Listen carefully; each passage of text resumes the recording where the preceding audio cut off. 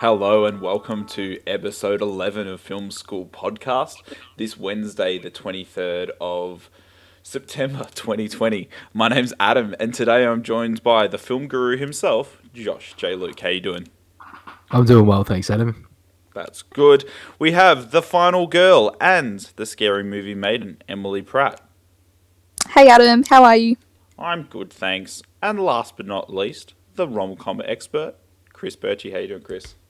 I'm really well, thanks. I just got my winter power bill, and it's much slower than last year's winter power bill. And the only difference from this year to last year is I've got an Oodie. So yeah, the Oodie.com is just saving me money. It's paying for itself. Thanks, guys. We are not sponsored, and we do not have a code to give you, but I hear good things. For those of you who don't know, Film School Podcast is a podcast where we talk about the movies that we watch each week, rounded out with a movie of the week, and this week's movie is none other than Indiana Jones, Raiders of the Lost Ark. You can follow us on Letterboxd, so you've got myself, King Frogby, Josh J. Luke, Emily MJP74, and Kris Birchie is Birchie84. And I apologise to all the previous episodes where I have messed that up. And you messed up mine again this one because it's actually EJP74. So yeah. Is that not what I said? Good job. No, you said MJP. I was going to say, it definitely sounded like MJP. Yep. Well, I meant, good one, Adam. I went E. All right. I didn't even realise you were stuffing mine up, so no apology needed. All the details are in the description below. What did you guys watch this week? Well, I was going to start off my review by saying well done on the intro, Adam, because you've nailed it this week, but you still stumbled at the end there, so maybe one day. There's always room maybe for next week. improvement. So I dipped into my back catalogue a little bit this week because I watched a movie a couple of weeks ago that I wanted to talk about but didn't get a chance, and that is He Never Died. It is a 2015 dark comedy horror film directed by Jason Krozik and starring Henry Rollins. It tells the story of Jack, an immortal who has lived throughout eternity and is just basically fed up with life at this point. He needs to eat human flesh or blood just because that's the way it's always been. So fate throws Jack into a whole mess of a situation, and just to see him go through it with complete apathy is a grand time. Now, to explain why I like this movie, I sort of have to explain who Henry Rollins is. He's a very iconic singer for a punk band back in the 80s called Black Flag. He was also the lead singer of another punk band called the Rollins Band. He's a well-known motivational speaker. Not even motivational speaker, he's just a public speaker. Like, most of his career is just made going around and talking about all the adventures he's been in. But in and of himself, he's a very insular person. And while he just always wants people to be good to each other, but it's just funny to see him channel his just fed up with everyone's bullshit into a role like this because he just nails it so perfectly. And he's not the best actor of all time, but his natural personality, his natural charm feeds into this role completely.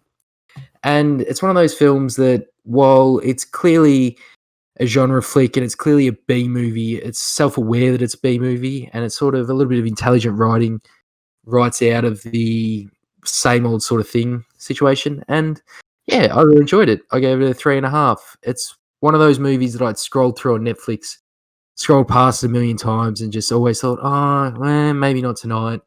And I couldn't figure out what to watch, and I decided to put it on and had a good time.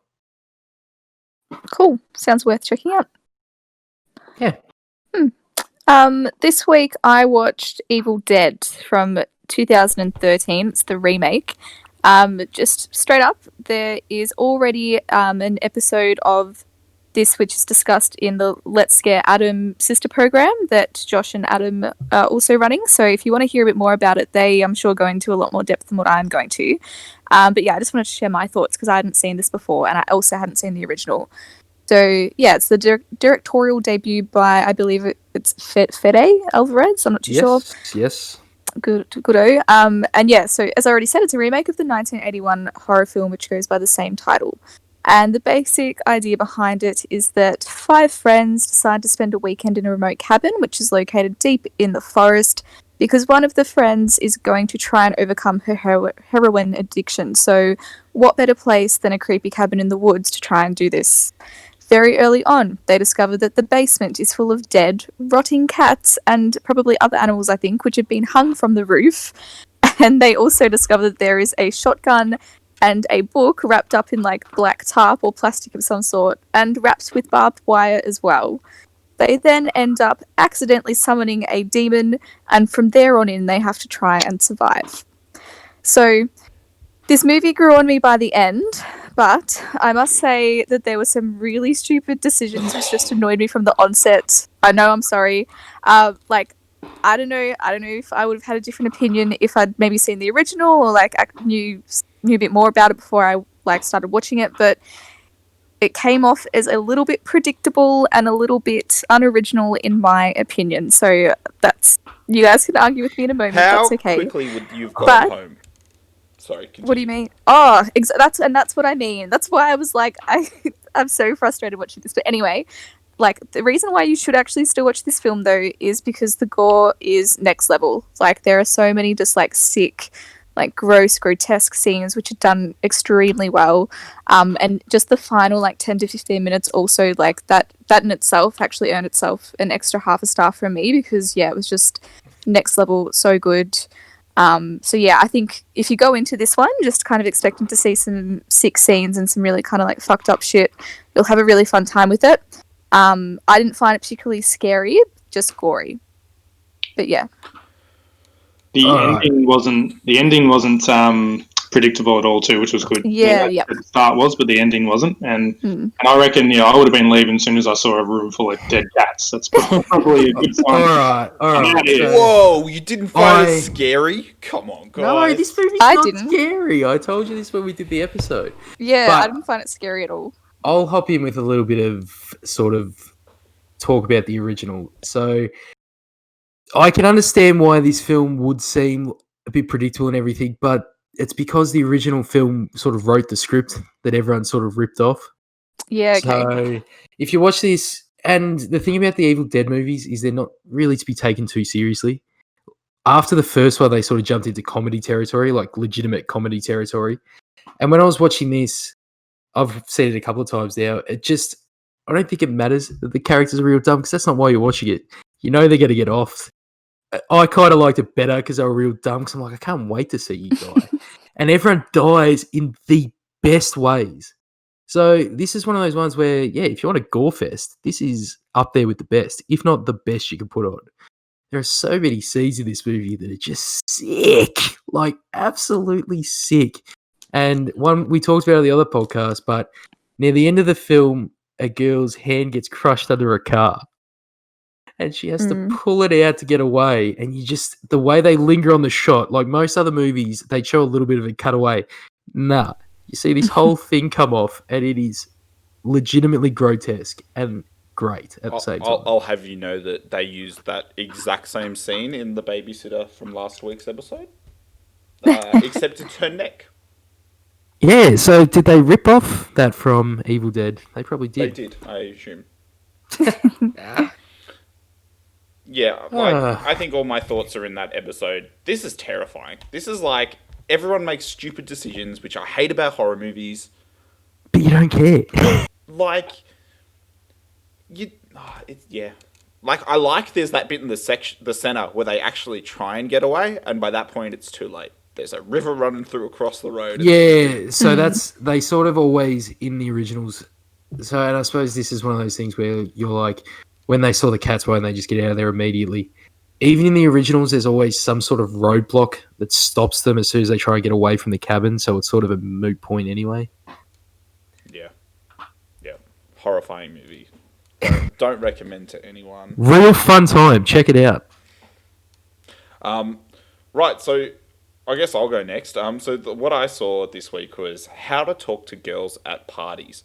So this stars. Just Was before that you like just, research, Adam? Or No. just before you get started, why do you always do this to yourself? All right, so it's late on like Saturday night. I am scrolling through Netflix, Stan, and Prime, and I'm like, what can I watch? And I want something that's not going to take too much thinking. I don't want a critically acclaimed movie. I want just something to like switch off to. This comes up. The premise is simple. Science fiction, romantic comedy. Aliens come to Croydon, London, and this punk group of friends has to interact. And I was like, oh yeah, I'll check out this. So it actually has like a pretty like interesting cast, I suppose. So it has like Ali Fanning, Alex Sharp, Nicole Kidman's in it. Has like the guy from like Little Britain and a few other people. It's British, obviously. It's not great. I was so getting ready for you to drop like a 4.5-star review on this. Say it was amazing after you threw Donnie Darko under the bus last week. No, this was actually like bad. Like, or not bad. Like, it's an interesting premise. It's really bizarre.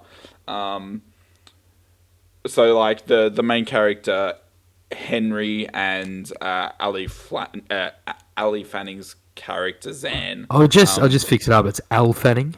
Oh, is it? Yeah. Oh, wow. Okay. They have like a romantic relationship. She gets, like, I'm just going to spoil it. She becomes pregnant even though they don't have intimate relationship. She's real weird. She's from outer space. All the aliens live in this weird house where they wear like BDSM costumes and clothing and like lycra. And they are stopping on Earth as like a tourist destination. And Ali Fanning rebels and decides that she wants to like just join and live on Earth with Henry, and then the ending just like the whole premise of the movie is stupid, but then like the ending just falls apart and it has like a really bad ending, and the relationship between this punk 17-year-old guy and Al Fanning create a new race of people. And new types of aliens. And that's the entire storyline. And I gave it 2 out of 5 stars. This sounds like one that Emily would just love. yeah, no thanks. This sounds so bad. Why would you do this to yourself? Well, like, I was halfway through it, and I was like, well, I want to give it, like, a review. So, like, I watched the whole thing. Because, like, I've made it in my head. True. I'm going to watch the whole film. You have to watch the movie to the end to give it a score, in my opinion. So you had to earn that too, but... And, like, I will say that, like, the start of the movie right through to about maybe, like, the first story arc is, like, pretty intriguing. And I was like, okay, like, I'm kind of digging this. It's given me, like, it's kind of like that British humor. And then all of a sudden, like, it just goes nowhere and just, like, dives off a cliff. So Not recommended. Not recommended. All right, Kris, get into something a bit more fun. I'll probably give it a watch. So I don't mind a little bit of a trashy one, but I do feel like you might need to be called the trashy rom-com king or something like that. And yeah, it might be a name change for you. We'll give you a name, I suppose. Well, yeah, he doesn't have one, does he? Yeah, it's just Adam, isn't it? It is just Adam, but you're right. I would definitely take the crown of like rom-coms. I think from. I was gonna say he hasn't really got a good track record in like anything really. So he hasn't given us anything to give us a nickname about yet. I'm sorry, I choose a diverse range of films from like bad and good. I'm not just all watching these critically acclaimed movies. It could just be Either the are trash we. king, the garbage man or something we could call him. Yeah, that's not bad. I like that. You guys would never go, like, you would never read this description and go, I'll watch this. See? Like, I can take the hit. I can go into these, like, genre that no one else is going into. But why? This isn't something to be proud of, Adam. Why are you claiming this, like... Excuse me, we would never have had a review for Love Guaranteed from Netflix from, like, 2 weeks ago. And that was a great film. Was it? Okay. Did anyone else watch it? And No. It's like in the top 10 list on Netflix. Come on, guys. That means nothing. That you means seen the people top are 10? watching. That people watch terrible things. Yes, and I'm a man of the people. all right. Moving on, guys. So I finished my watching of the American Pie movies. So number 3, which is called Wedding, and number 4, which is The Reunion or American Reunion. So with number 3, American Wedding, there is, to be honest, some notable characters missing. So there's no Vicky, no Oz, Heather, Jessica, Nadia. I had a bit of a read about why, and it seems like they just didn't ask them to be in it, or so I'm not sure what happened there. It just seems a bit weird. But yeah, anyway, to start this review, all I need to say is fucking Kevin. Even his mates are over his speeches. He essentially just reminds me of the guy in The Hangover. He appears at the start and end, but no one really cares about or even knows who he is. Just doesn't really add that much to it other than a speech here or there. Probably the most prominent part or most different part of this movie is Stifler's a more prominent character. So he's in there a lot. He wasn't meant to be invited to the wedding of, as it's called, American Wedding, the wedding of Michelle and Jim, but he manages to get his way into the wedding via his charm or apparent charm. He has some outrageous schemes, some really good dance-off scenes in a gay bar, and he does generate plenty of humour, albeit at times a little bit homophobic, which isn't it's not ideal, obviously. But this movie overall doesn't reach the heights of previous editions. Even the music drops a bit. There was a good quote from it that I liked from the wedding, and it was from Michelle. It was, Stifler being a nice person is like watching monkeys use tools for the first time, which kind of made sense for his character. And the other stuff I liked from it was, again, just the start when Jim was proposing to Michelle, and unfortunately Jim stuffs everything up by not taking the ring with him, and then he has to call his dad. And unfortunately, or depending on which way you look at it, but unfortunately for him, his dad walks in, and Michelle has decided to be underneath the table while his dad is talking to him about the ring. So again, just another situation that he gets himself into, which could have been solved if he was just a bit more smart about his decisions. Anyway, not as good. I gave it a 2.5. 5. Could nearly give it a 3, but I went 2.5.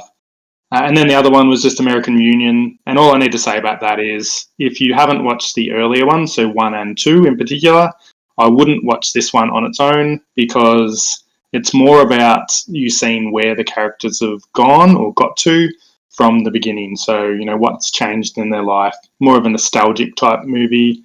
And, of course, it involves Jim getting himself into awkward situations. So that one was probably the lowest. I gave it a 2. I could probably give it a 2.5. So I'm not sure if you guys have seen them, but they're definitely worth a watch if you've watched the first couple. Yeah, I've watched the first 3 recently. I haven't watched Reunion yet, but I think the thing that stands out about this series is just that it's so easy to watch. It's not necessarily good quality, but the quality itself isn't painful. It's still actually entertaining and enjoyable, I find. So yeah. Wedding is the one with the shaving scene, isn't it? Yes. Yeah, that's an all-time scene for me in this series. Mm-hmm. Why have I had a mental blank on that? The shaving. So where Jim is male grooming himself. Yep. And on a towel, and then is someone going to come in? So he decides to throw it out the window. Oh yes, yep. Into the into all the flowers and everything in the wedding cake. Yeah. Oh, great scene. Yeah. You just wish you could have stories like Jim, Do you though? Yeah. 100%. Yeah, I would not like to be Jim. Jim's my worst nightmare. I love his dad. I think his dad is great. Eugene Levy is fantastic. He is, and I don't imagine you're going to go through all the straight to DVD sequels, Kris. But Eugene Levy's. I have seen them all. Eugene Levy's in all of them. Yeah, he's the only character in all of them. I did notice too. I think the Shermanator makes an appearance in. I believe he does. Yes. I also noted, and I don't know, this is going to sound crazy when anyone hasn't seen him.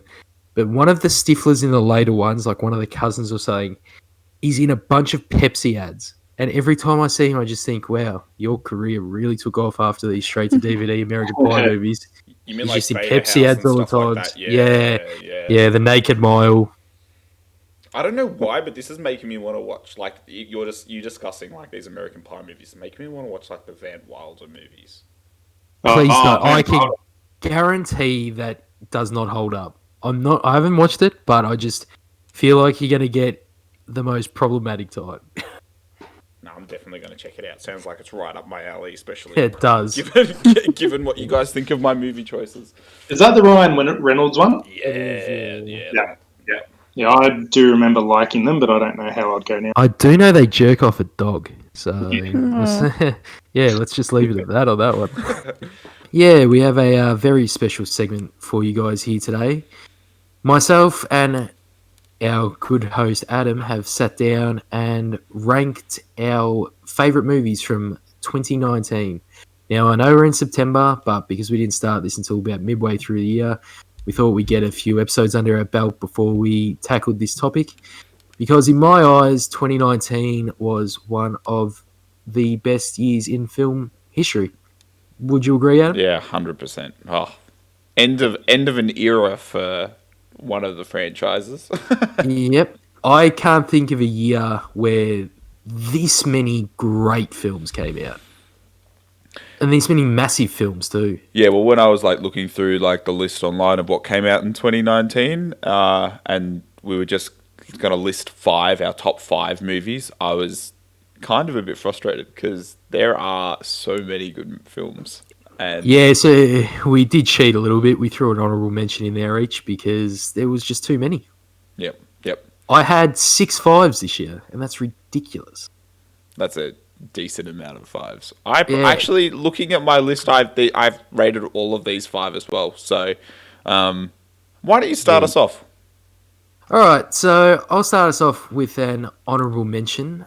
I thought Olivia Wilde's Booksmart was one of the finest comedies I've seen in a long time. It was genuinely funny. It was sincere but not hokey. And it's getting a sort of title that it's super bad for girls. In a way, I agree with that, except I feel like the relationships here are potentially a bit more well-crafted. More fleshed out, for sure. Yeah, and to be fair to Superbad holds up as well as you'd expect it to, which is better than it has any right to. But I just feel like it's a great emotional ride where you're having a lot of fun and you really like the characters. Yeah. And I couldn't fault it. Yeah, I really enjoyed this film. I think that there's definitely like a standout, like the scene where they take the drugs is just the most fun. I would say that I have rewatched this year, and it didn't quite hit the same way as it did the first time, and maybe that's just because I wasn't in the right frame of mind. But yeah, I think this is definitely deserves an honourable mention for sure. Definitely check it out, and I'm glad we mentioned on the show because if anyone hasn't seen this, it is definitely worth a watch. For today's standards, it's very high-level comedy. Yep. All right, so my honourable mention for this 2019 is Jojo Rabbit, in fact. The film by Taika Waititi, just a really good time. The fact that he's playing with the Third Reich, I think, is quite interesting in the way that he tackles like the issues around, I guess, like Nazi Germany and like the way that it influences the kids. And yeah, it was great. It was really good. What did you think of Jojo Rabbit? I actually have not yet seen Jojo Rabbit. Whoa. It is on my list, but again, it's one of those ones where I feel like I have to be in the right mood for it. As you probably noticed, I'm not the strongest comedy fan. However, I know this would be my form of comedy, but sort of just been saving it for a rainy day, I think. Yeah, I will say that like I don't think it's some of his best work. Like it's great, but I don't think it's anywhere near What We Do in the Shadows. So I believe it won the Oscar for best. Was it adapted screenplay? adapted screenplay, yeah. So based on, Yeah. there's like a novel that he based it on. Yeah. All right, so we're going to go from 5 up, and do you want to just list them all? You go first. List them like 5, 4, 3, 2, 1, and then I'll go. Okay, so at number 5, I have no surprise to anyone who knows me. Greta Gerwig's Little Women at number 5. Blah. The This movie is just amazing. It's full of really sincere performances from everyone involved. The acting's phenomenal. The way they can make an old story seem so interesting, and yeah, it doesn't feel like forced empathy either, which you can get a lot in these sort of films. You genuinely like the characters based on who they are. And yeah, it's a standout period piece, I feel. And it's the best adaptation of the work as well. Great. I don't agree with that sentiment at all. But I haven't seen the original, and I went into this movie blind with no context, which I think everyone says does not do it justice. Well, it doesn't, seeing as it's based off a mostly autobiographical novel. So, yeah. So maybe that's... with it being a true story, it sort of paints it in a different light, I think. Or Okay. a mostly true story, anyway. At number 4, I had another one you're definitely going to disagree with. I had Ari Aster's horror epic Midsummer, however you want to pronounce it. The Florence Pugh making 2 appearances in a row on this list, I might add. I cannot fault this film from pretty much any perspective, especially seeing as I am not as high on Hereditary as a lot of people are. I feel the way he went from that sort of dark, bleak horror to somehow crafting one of the most beautiful films of all time, regardless of genre, from a visual perspective. And yeah, I loved everything here. I'm not someone who found this scary. It's one of those tense, uncomfortable sort of times. But loved who I should have loved, hated who I should have hated. Has a great payoff, and yeah, I couldn't recommend this one more. Yep. I'm sure I believe M has this in her top films of all time as well. Well, like, Em was actually the one who showed me and sat us down to watch this film. I just didn't I enjoyed it. Well, enjoy is maybe not the right word. Watched it. I think it's never horror. It's really tense. They're just some like really interesting, like long lingering scenes that I feel like took me out of the film, and I just didn't quite grasp. But I can see how that is a top movie for you. The thing with it too is that this is a very allegorical movie as well, and the entire storyline's sort of a metaphor for something else that is also happening in the film. So it's not really a film that sort of has that base level watch, whereas I think you may have sort of got that because being Adam and so focused on being scared, it's sort of hard to read into. It wasn't even that it was scared. It was just like I just wish like one of them had like got away. You know, like I just felt like I always find that like I struggle with movies that are horror movies that just like or that end and there's no like one person escapes or like. But one person did definitely survive and became a member of a new community that treated them better. Oh, that's true. I forgot about that. That's like the main plot. Yeah. Yeah. And the only one who, when you watch this movie, you want to survive as well. That's valid. It's just like a real trippy movie. Like I feel like if I was like cooked out of my mind, maybe. I don't know if I could handle it if I was cooked. But this film also has the best depiction of an acid trip I think I've ever seen in a film, or some form of hallucinogenic experience, because so many films just go over the top and they overdo it, whereas this one didn't. It just showed you, like, you were looking at pictures that you could tell things weren't right with, and things were sort of moving in ways that they shouldn't. But it wasn't like you had to genuinely look to see what was wrong. Yep. But yeah, Ari Aster's Midsummer, great film. Number 3, I have a film we talked about on the podcast a couple of weeks ago. Celine Sciamma's Portrait of a Lady on Fire. Yeah, as I said on the podcast, I think this is one of the most beautiful films I've ever seen, both in storyline, visually, the way it sounds. This truly is to me, it's a perfect movie. Again, it will be a little slow for some people, but I was entranced from the first scene.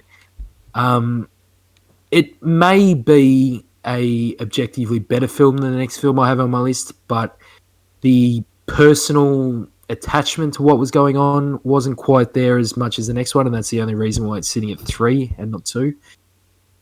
But yeah, nothing bad to say about this. I think we've already covered pretty much everything we need to say about it. Yep. So on to that number 2, I have a film that is probably not as well known. I don't think you would have heard of it. It's a movie called Brian Welsh's Beats. It's Beats. The director's name is Brian Welsh. It is a Scottish film that is based on a play, I believe. It's shot in black and white, and it is set in the 90s, where the UK government are trying to stop illegal rave culture. And it's about 2 friends who come from differing socioeconomic backgrounds, who are very close and sort of have a friendship based in them both being sort of loners from their respective areas of society. And they form a really close bond, and one of them is moving away, and it's the one who is seen as sort of the richer, more intelligent one. And it's about so they've never really done anything out of control because they've been scared of both authority and everything else. And on their last night together, they decide to say, fuck it, and go to, or attempt to, or go to, I'm not going to ruin it for anyone, a big illegal rave that they are holding as a protest to the new laws that are coming in. And the way friendship is depicted in this film, and the way, so they use sort of amateur actors to give that real realistic feel, but it's one of those ones where you're just a fly on the wall and you're taking in everything that's happening, and everything feels so real. And if you've ever been in a situation like this, you will definitely relate to it.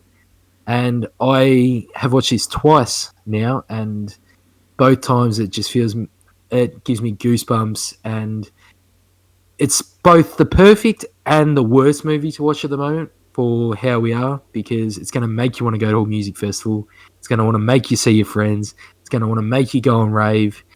And it's just phenomenal. And I put it in my top 10 films of all time just because this is one of those films that really gets me and does everything I love about film in a single film. So highly recommend it to anyone listening. Highly recommend it to you, Adam. Just a fantastic film. Might check that one out. Now, number 1 is going to be the biggest shock of all time, I think. Hit me. I've gone really, really out of the box with this one. I believe the best film of 2019 to be Bong Joon-ho's Parasite. I may be the first person to ever have this opinion. I don't know if anyone's actually seen this movie, to be honest. It's this little known Korean film that just won every Oscar under the sun and deserved probably more than that. I think. See, the thing that I have about this film's sort of triumph at the Oscars is how robbed was Song Kang-ho, the guy who plays the dad, from a Best Supporting Actor nom or a Best Actor nom. It's ridiculous. I feel like, we can appreciate South Korean films, but the acting's just acting. It's not the same with subtitles. No. It's one of the best performances you're going to see. And didn't really get much credit for it. I think this film is... It's perfectly written, it's perfectly directed, and it's perfectly acted. There is no film that blends so many genres without you even realizing that it's changing, and before you know it, it's changed. Like, this film goes from being a comedy to a thriller to a horror movie somehow. I don't even know. But yeah. Yeah. So just jumping off that, that's my number 5 is Parasite.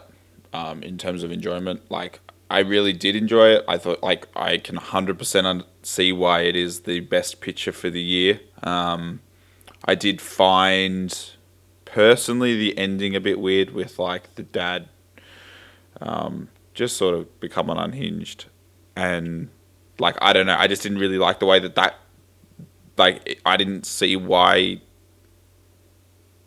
he snapped in that way. It has a lot to do with the ongoing class.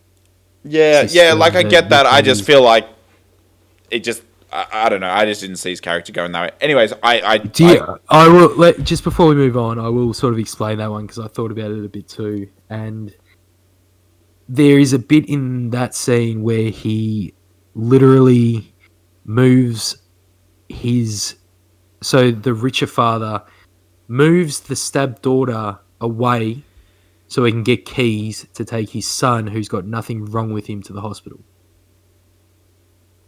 Okay. That's, I believe, why he snapped. Okay. Because someone's life isn't as important as your son who's, having a panic attack. Yeah. All right, I could see that.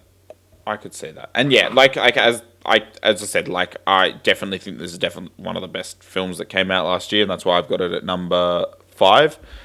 Number 4 for me, just going to keep going, is Uncut Gems.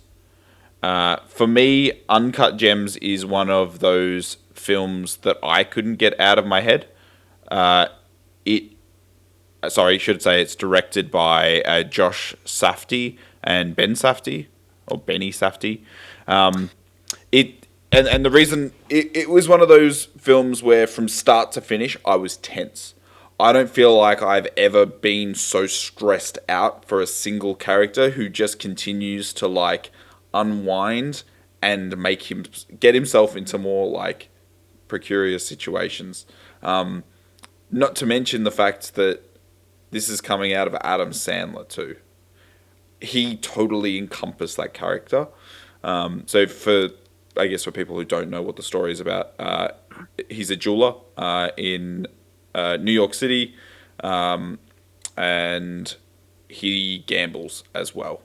And I don't really want, like, it's one of those movies you got to witness it, because the way that they build tension, the filter over the camera, everything about it is just tense and stressful. But it was definitely one of those films that, like, lasted, I guess, or has, like, I think about it quite regularly and how well it was shot. I hated watching this film. It is the worst time in the best way. Yeah. Because yep. The Safdie brothers take Adam Sandler's absolute masterful anxiety-based performances, because even his comedy is fully anxiety-based. And his drama, this was the perfect character for him. And yeah, just because everyone knows someone like this. Not to this extent. It's obviously the peak of gambling addiction. But everyone knows someone who just has a bet on everything. Yeah. And so you get that real life anxiety. We all understand what betting is, and we all understand people who do it. And the things he's betting on too, like, they're just such crazy. Like, this isn't someone who's betting knowing what they're doing. He's taking the craziest chances. And the one thing I would like to shout out on here, being a big Boston Celtics fan, Kevin Garnett is sick in this movie. Yeah, he does a great job. He is the best. He plays himself, which, in my eyes, is one of the hardest things to do, especially when you have a set personality that people know. So He plays like this hyper.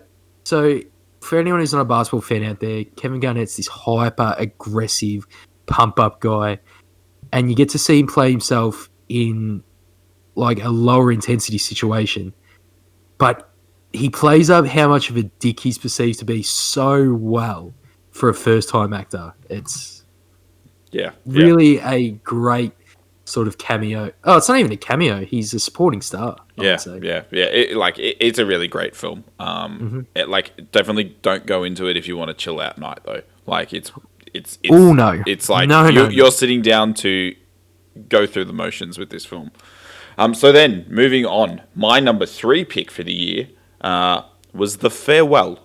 So this is by Lulu Wang, and it's an A24 film. And essentially, it's a Chinese American woman has to go back to China when their grandmother or when her grandmother falls ill.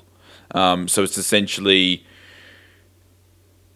everyone knows that she's got a terminal diagnosis, except for the grandmother herself, and it's what's it called? What's her name? Sorry. Aquafina. Aquafina is the main actor who plays Billy, and she has to wrestle with not telling the grandma the news about the terminal illness, but then because the family doesn't want to, and it's I don't know, it's just really well shot. It's very deliberate. It shows you a different culture, and I just really loved it. And it's just a really sweet story, and really personal and close, and also a culture that we really don't get to see a lot of insight into. I haven't watched this one yet, and I've deliberately, again, not watched this one because I know exactly what it's going to do to me. Yeah. And I need to be in the right frame of mind to put myself through that. Yeah, so it's really good. I think that Lulu Wang has, as a director, really showed her stuff in this film and made a name for herself, and I'm excited to see what she produces next. Shout out to all the female directors out there. I know at least 3 out of my 6 were directed by females, so it's been a great year for female directors. Cannot say the same for me. All right, number 2, the greatest finale of 24 movies ever conceived in cinema, Endgame. Avengers Endgame, I should clarify. Directed by none other than the Russo brothers.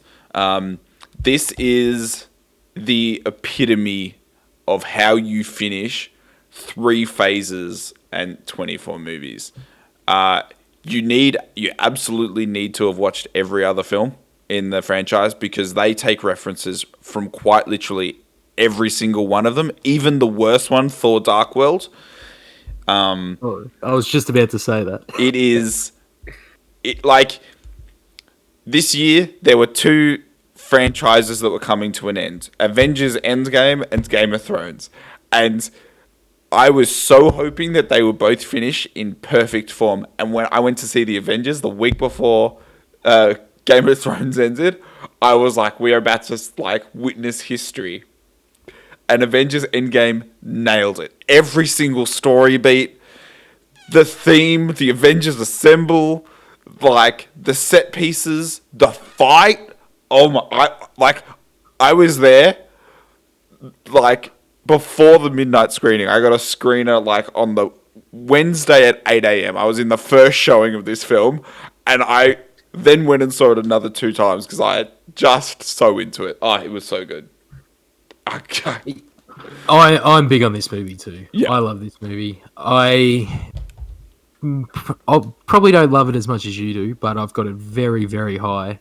Yeah, I would argue though that Infinity War's better. No, I actually believe that Endgame is better, but I would argue that it is not even the best action movie of the last 2 years. We're talking about best movie of 2019. We are, because it's definitely the best action movie of 2019. But if you add 2018 into that category, Ethan Hunt came in and saved the world for us once again, by the way, in 2018. I'm sorry. This was just this is when you're building up and you're rubbing one out, and then this is just the load. Like, you know what I mean? Like, this was just everything that you needed it to be. I feel you, and I think my opinion on that potentially comes from the fact that there are so many good Marvel movies. That's true. Whereas Mission Impossible didn't start out great and then ended up Being fantastic. so great. Yeah. But it's just a little gag in there. I suppose this movie is phenomenal. I don't understand the people who didn't like it. It's crazy to me. It's like, those people are nuts. If you're going to this movie having seen these films and you don't like it, why have you watched all these other movies? It doesn't make any sense.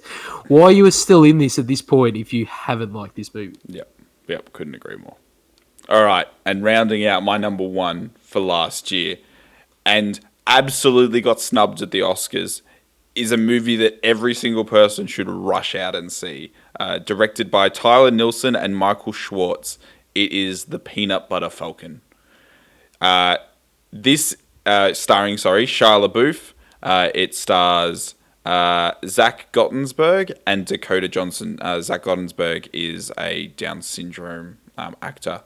This is the most heartwarming film of all time. It is the perfect feel-good, put on anytime and just have a... just go on a journey. You know what I mean? Shia LaBeouf absolutely nails his character. Dakota Fanning and Shia LaBeouf's chemistry is awesome. And I think the standout is definitely Jack Gottensberg. The story is that he's trying to run away from an institution and wants to go and wrestle. And that's essentially it. But the comedy, everything about this film is just so good. And this is why, this is in my top list of movies of all time. I love The Peanut Butter Falcon. I can sit down and watch this anytime. Yeah. Yeah, I've heard nothing but good things. I will chime in with one little fix-up, and it is Dakota Johnson, not Dakota Fanning. You're right, it is Dakota Johnson and not Dakota Fanning. She's from was she the 50 Shades of Grey? 50 Shades of Grey, yep. She's also in the remake of Suspiria, which I have yet to see, but wish to. But yeah, I think that rounds out our top fives for 2019. All right, let's move into the movie of the week.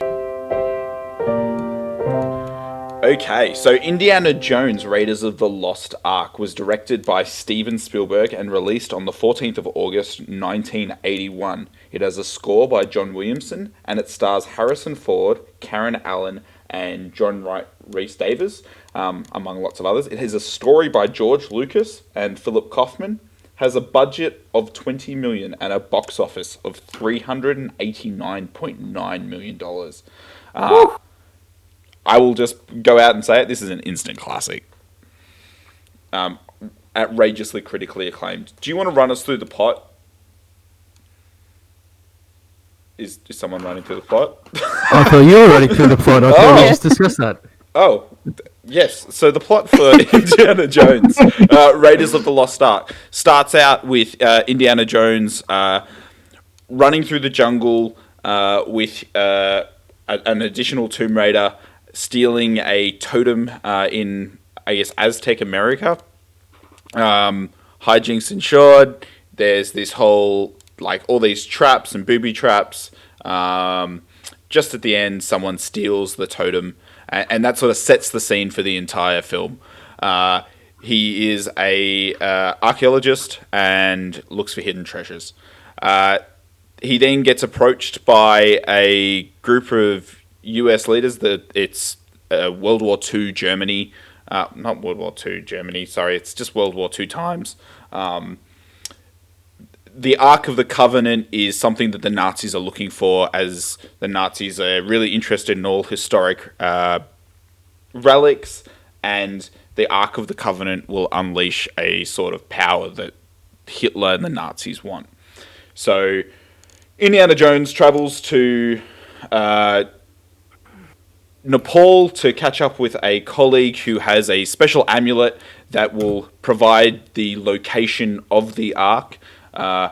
Indy and Karen Allen's character have a previous rapport and a romantic interest. They head to Egypt.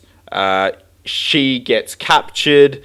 They grab they find the tomb where they have to find where the Ark is located. Indy goes and grabs the Ark. Eventually, there's a scene where the Ark... Sorry, this is all going off the top of my head, so pardon if it's a terrible summation. There's all these action scenes in between. They get to a scene where the Nazis have the Ark. They open the box. Indy tells Karen to look away. All the Nazis get wiped out by the power and wrath of God. And they lock away the Ark for forever and ever. What was everyone's thoughts of this movie? I love this movie. This movie is the quintessential adventure movie. This is being 12 to 13 in a nutshell. It's sort of built for that time. It feels like a roller coaster. It feels like you're on a roller coaster when you're watching it, in a way. There's everything. There's adventure, there's romance, there's thrills, there's scares. And yeah, it has a great score by John Williams as well. And it's just an all-time classic. Yeah, the theme song definitely makes makes it really enjoyable. And to the analogy about the roller coaster, it's probably because most of us have been to some sort of a theme park, like a Disneyland, which has a Indiana Jones ride, I reckon. Mm-hmm. Yep. Yeah. I think what I like... So just my history with this film is I got this box set for my dad probably when I was like year 7 or something like that. So I was still probably pretty old when I saw it for the first time. But every single Christmas, this is our Christmas movie that we watch on Christmas Day. I just still think it, like, every time I watch it, it's just a good time. My favourite scene in the whole film is they're in the middle of Egypt and the big sultan rocks up with this giant sword, and like you're instantly thinking there's going to be like this 10-minute fight scene with the sword, but no, Indy just pulls out the gun, shoots him, knocks him down. That is also my favourite scene. There's a funny story about that scene. I believe I've heard somewhere. I could be making this up. Don't quote me on this. I don't think I am. But apparently that day, Harrison Ford had gastro on set and just wanted to get off set as quick as possible as well. So the sort of disgust and disdain he has on his face in that scene is he just wants to go. He just wants to get it done and go. Yeah, so that scene was shot in Tunisia, and 150 members of the staff also got sick with food poisoning. Oh, wow. Yeah, so... Glad I didn't make that up. No. Yeah. You know the scene where the little monkey does the salute? Apparently that took a week to get the footage. Wow. Some other fun facts I've got is like there's like the tomb scene with the snakes. So initially they had 2,000 snakes on set, but Spielberg decided that it wasn't enough to like fully capture what he envisioned the scene for to be, and they ramped it up and made it 10,000 snakes. There were lots of snakes in this movie. When I read that, I was like, oh, it just because like during that scene, okay, like that is the scene that fucked me up in this movie, because I like watching it, I was like, oh wow, they all look so realistic, but surely that's not a pit full of snakes. And then when I read that it was like 10,000, I was like, oh, like I feel sick thinking about it. It's yeah. And I was like, they're just literally lighting snakes on fire. Oh, true. I didn't even think of that. I also think that and just like a really and like another iconic scene, and I think that like Spielberg's just like a master. Like when you think about his like film catalog, it's just outrageous. But I love that shot where the sun's rising behind them, and they're all like chipping away or setting, and they're all like chipping away, and there's like the beautiful silhouette. I don't know why, but like anytime I think of this film, that's like the exact scene that I'm imagining. There's some really good shots in this that are so Spielberg to me, and it sort of gets that childhood wonder and those childhood scares. Like especially after the start where Indy looks like he's going to get trapped without the idol, but he finally gets through that door, and then you see the guy's body in the spikes. I'm like, that's such a Spielberg scare. It's just so fun and effective at the same time. Yeah. I'm just like sort of ramping off like my favorite scenes. I love the car chase scene as well. like through Egypt. I don't know why. Yep. Like, I just feel like he did the chase scene in like the best way you could. Like, it's not like over the top and Fast and Furious. Like, it's very much like everything seemed like mildly realistic. You know what I mean? Are you talking about the scene where he ends up being underneath the? Like, Mildly realistic, this one.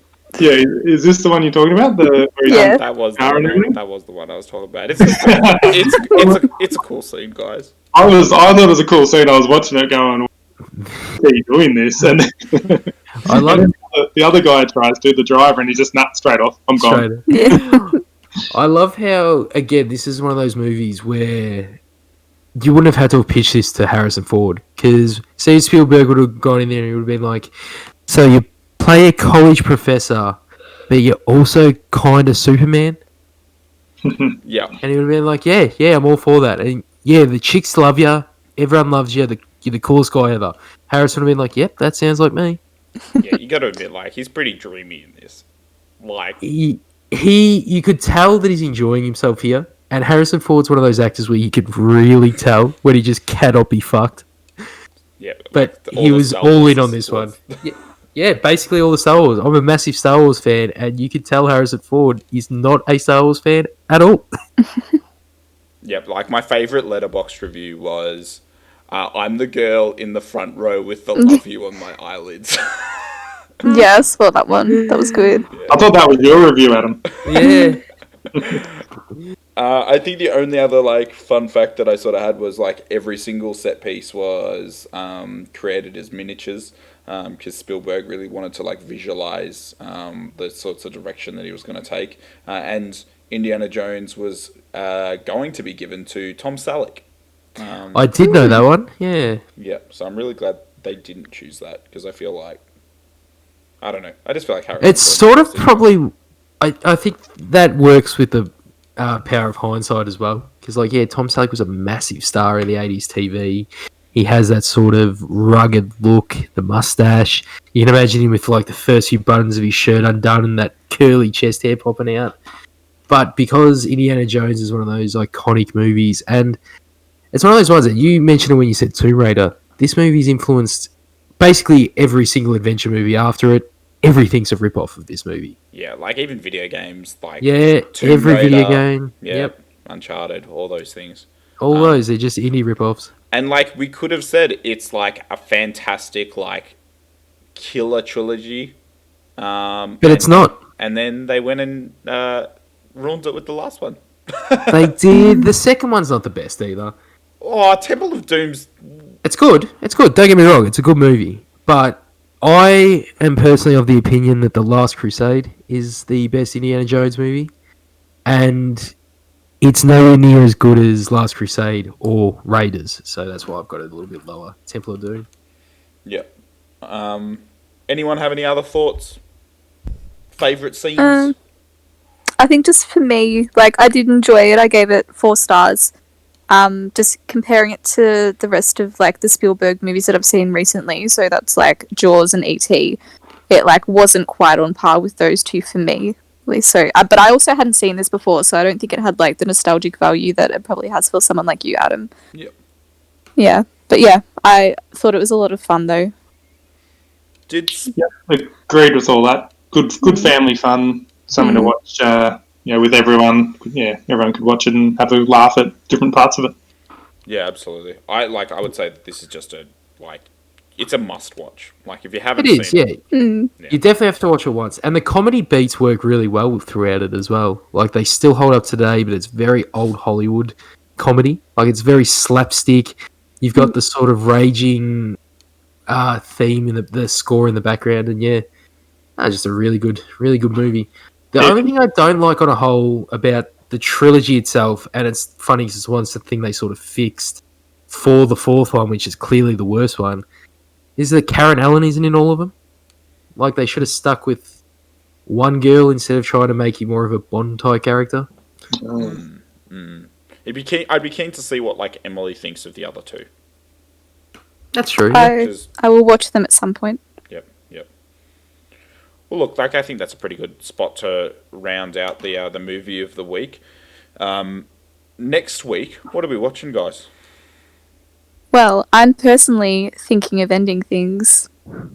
We are going to have such an interesting week, and I feel like this is going to go in so many different directions. You heard it first, guys. Don't say I didn't warn you. No, sorry. We'll see you on No, the other I'm side. talking about Yep. talking about the two Health guys. day last week too, so we need to be asking, are you okay? Yeah. No, don't worry, guys. Talking about the movie that's on Yes. Netflix and that everyone's probably seen popping up a lot. So Yes, and I'm seeing a wide range of opinions on this one as well. So that's the kind of topics that we like on this one. Yep, absolutely. Yep. Awesome. Well, look, thanks so much for listening to this episode of Film School, episode 11. We will be back next Wednesday to talk about looking to end things. I'm thinking of ending I'm things. thinking of ending things. Thank you very much. You can follow us on Letterboxd, King Frogby for myself, J Luke for Josh, EJP74 for Emily, and Birchie84 for Kris. Thanks so much for listening, and we will catch you next time.